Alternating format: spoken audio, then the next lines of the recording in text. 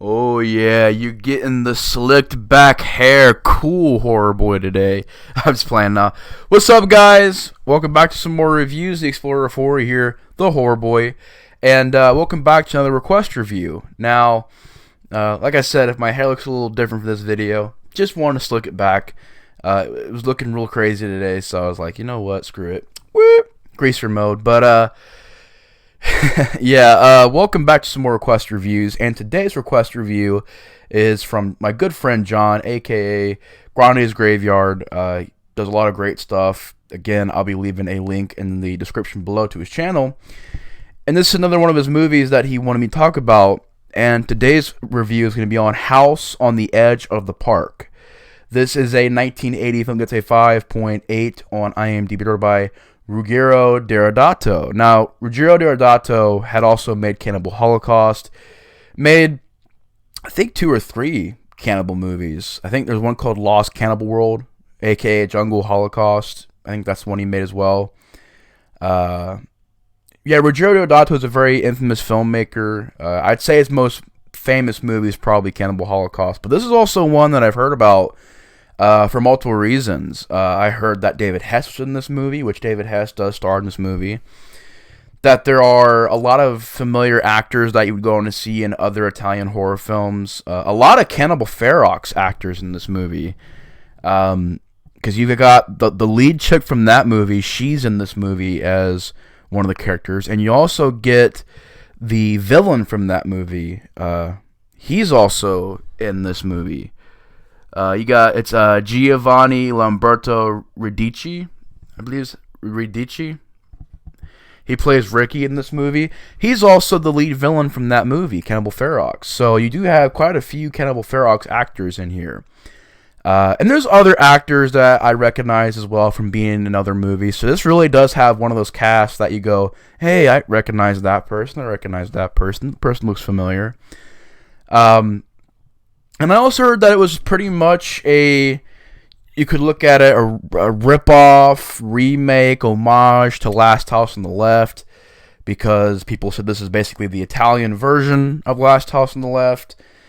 I would say, like, the title's pretty similar, House on the Edge of the Park. It's very similar to Last House on the Left, but there was a lot of titles back then about houses, which I know one of the newer ones is, like, House on the End of the Street. But there's a lot of those movies back then where it was like, the house on the corner, the house up here, the house over there. That was just, I guess, a thing back then. It was like those don't movies, don't answer the phone. Don't look back. Don't do this. Don't do that, It was just a thing back then to title. And it still is to this day. Like, you still see movies titled like that. So, or movies that are, The Blob, The Fly, The Thing, The Ring, The Brood, a lot of the movies, but just something it's just something that's there. But I wouldn't really say, like, plot-wise, it's a rip-off of Last House on the Left, because it's very different. As a matter of fact, it's a very unique horror film as far as the story goes, and to get into it, the story is very basic. I mean, the movie starts out pretty brutally. It opens with a rape scene where David Hess's character is raping this woman in a car and kills her. And then it cuts to him talking to the guy from Cannibal Ferox, Ricky. He's talking to him. They're hanging out at this garage, and a car pulls up, and they say that they're having car issues, and David Hess's character, Alex, says he's not going to fix this car yet, doesn't have time to, he's going to go and boogie, go and dance. You see David Hess dancing, He's gonna go and party down, and they say, you know what, we're having a get together. You guys are invited if you want to come and hang out, and we're gonna have dancing and all that stuff. So they go to this party, and they realize that the people that invited them there are kind of playing games with them. During poker, they're cheating to win money. David Hess is being set up by this girl, like they're gonna, make out and get laid. He's gonna get laid, but then she ends up denying him. So he gets pissed, and all hell breaks loose. And before you know it, the entire house has been held hostage, and things go down from there. David Hess is crazy. He's got a razor blade. He's starting to kill people. He's raping people. And Ricky is kind of stuck in between being the villain and being a person that, doesn't really understand. He's like in a bad place mentally. He's kind of crazy at the same time. It's a character that's trying to do better in a way. He's trying to, not be as, dark and as murderous as the Alex character is. So you did kind of feel a little bit of sympathy for that character, Ricky, because he wasn't trying to be this total bad guy. And by the end of the movie, he actually has an arc to where he becomes more of a good guy. It's not I wouldn't say he's a good guy, because he still hurts these people and tries to rape them at certain points and tries to murder them at certain points. But by the end of the movie, he kind of has this arc where he wants to be a better person. They even, by the end of the movie, I will say this right now, spoilers will be happening soon, but I'll let you guys know that's going to happen. But by the end of the movie, he does have this arc with his character. And yeah, this movie was definitely unique. It was definitely a really original idea that I thought was pulled off pretty well. I wouldn't say it's nearly as good as Last House on the Left. I know this gets compared to that. It really isn't much like it, other than the fact that you have David Hess in this movie playing a villain who murders and rapes people. He's playing a very Krug-esque character. Like, he's pretty much the same character, only it's a different name. But I thought David Hess also tried to bring some new stuff to this one. In Last House on the Left, his character was more cold. Like, in that movie, he told his own son, I want you to take the gun, I want you to put it in your mouth, and I want you to blow your brains out. He told that to his son in that movie, and when his son killed himself, he didn't care. And he's telling the dad, your daughter put more of a fight than this. He's a much more darker, more colder character in that, whereas in this movie, his friend Ricky, it's his friend. He doesn't want him to get hurt, and by the end of the movie, he starts showing emotions and he doesn't want to kill these people immediately. Like, he's different kind of character, but similar kind of performance. But I thought David Hess did a really great job in this movie playing Alex. Just a great lead villain that you just hated, but he played the bad guy very well. And just a very despicable character, the Alex character is. And David Hess, rest in peace to the legendary David Hess. I mean, one of my favorite actors in horror. I mean, I think he really does pour a lot of emotions into his acting performances, both in this and Last House on the Left.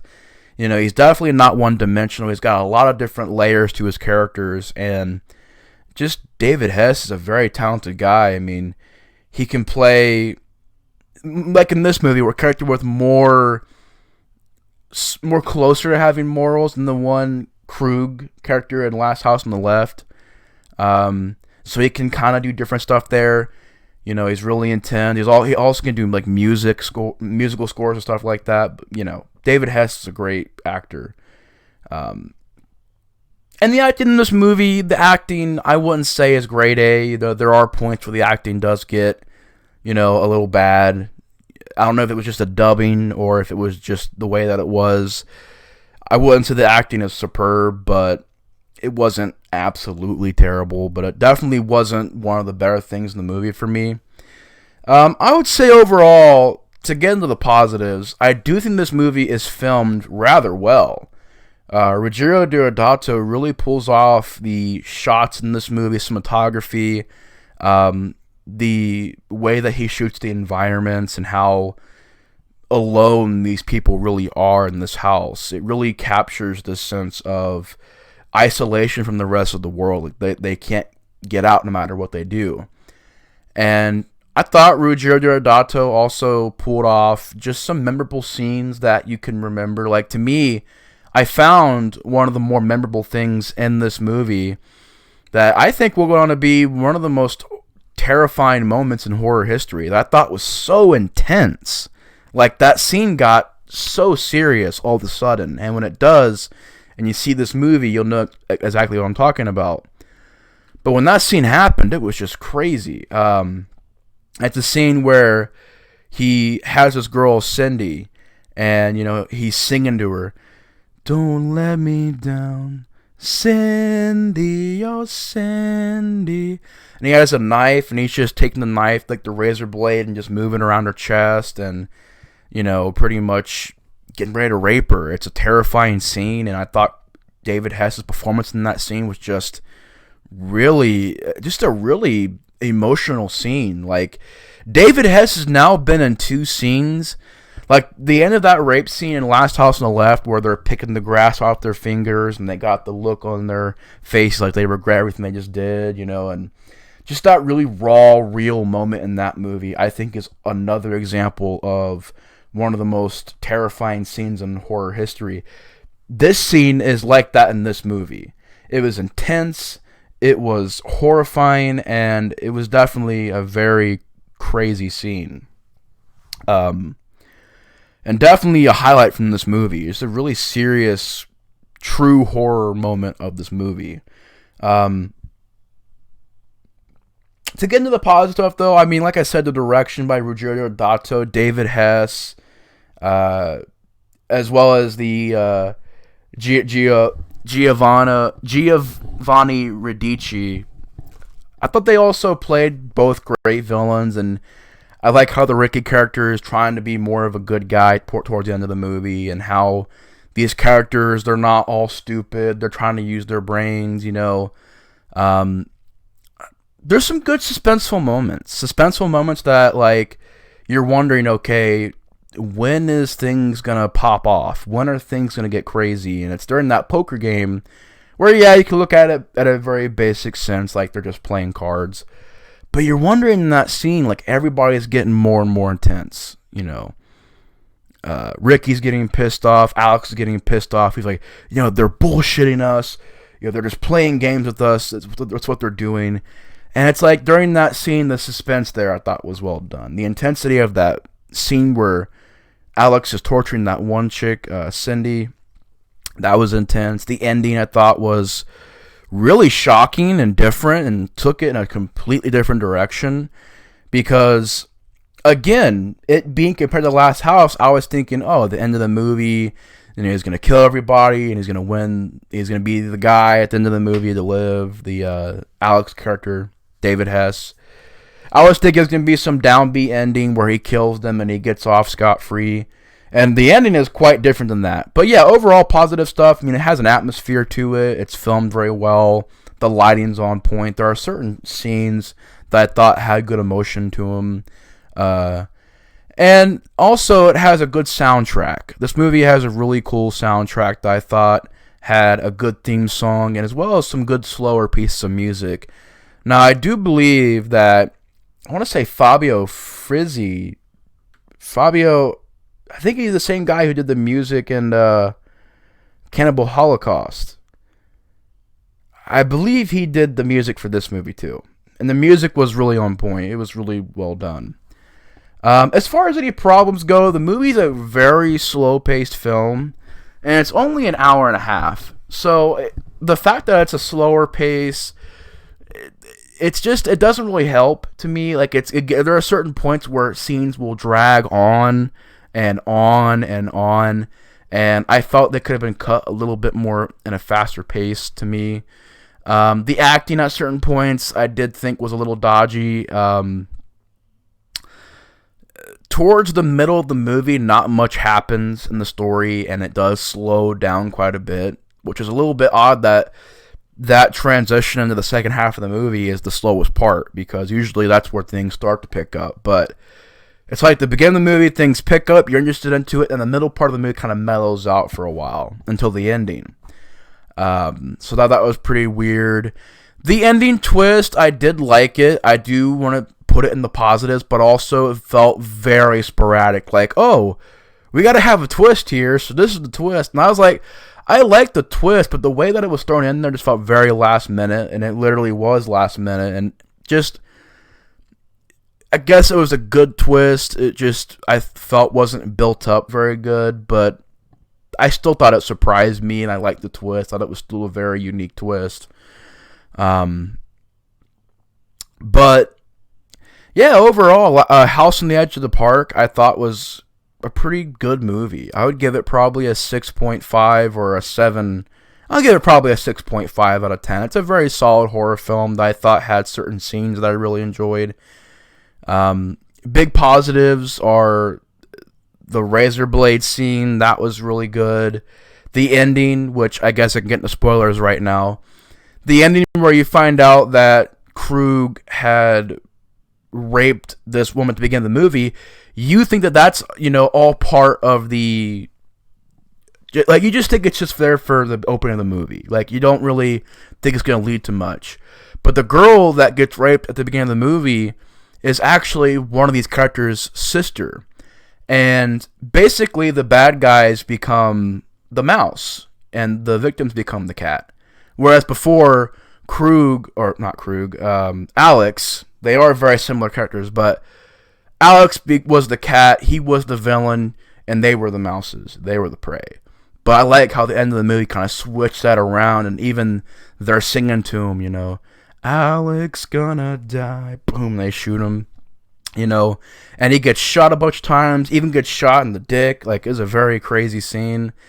And the way that played out, I thought was very crazy, how the victims became about as stone cold as the killers were in that part. But I guess they kind of had good reason, because they were being kidnapped and stuff, and they were being tortured and raped and stuff. So they kind of got on the level of the villains, but like, depends on how you look at, like, just it's crazy how the characters kind of did that towards the end of the movie.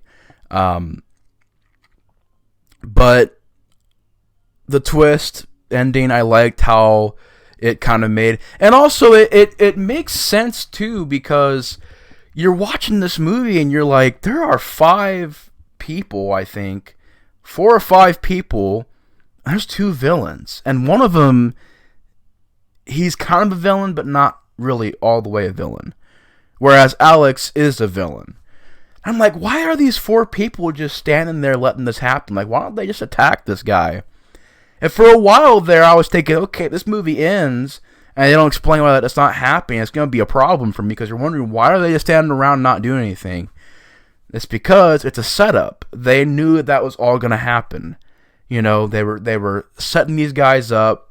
They had a gun there, stashed away, and it was part of the plan the entire time to get them there, to make them seem like they're in control, and then to take back control and kill the Alex character. So the twist, I thought, was pretty good. I just wish the build-up was a little bit more better, but the twist was pretty good. It was pretty surprising. And the end of the movie, you had the Ricky character. He's been stabbed by the Alex character, and he's bleeding out, and the one girl lets him live because she sees the good in him.